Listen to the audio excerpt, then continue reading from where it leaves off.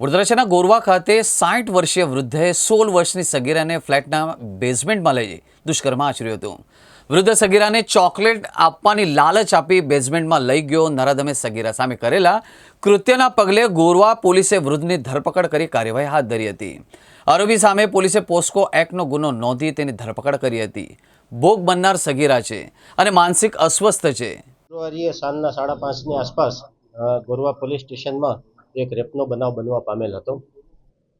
Police સ્ટેશનને સૂચના મળવાથી જાણ થવાથી તરત જ પોલીસ સ્ટેશને એમની નોંધ લઈ ગંભીર નોંધ લઈ અને ફરિયાદ દાખલ કરવામાં આવેલી છે। સદર ગુનાના કામે આરોપી જે છે એમને સ્થાનિક પબ્લિક દ્વારા થોડી હાથાપાઈ થવાથી એમને દવાખાને સારવાર અર્થે મોકલેલ હતા અને એમને પોલીસ દ્વારા અટક કરવામાં આવેલ છે।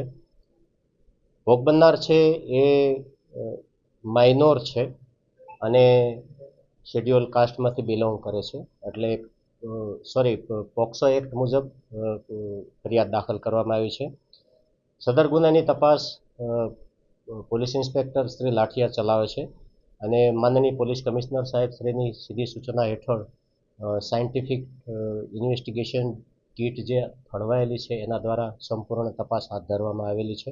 બનાવ સ્થળેથી જે ઓઇલની શીશી અને અન્ય જે ચીજ વસ્તુઓ કબજે કરવા પાત્ર હતી એ સાક્ષ્ય મુજબ પંચનામું કરી અને કબજે કરવામાં આવેલ છે।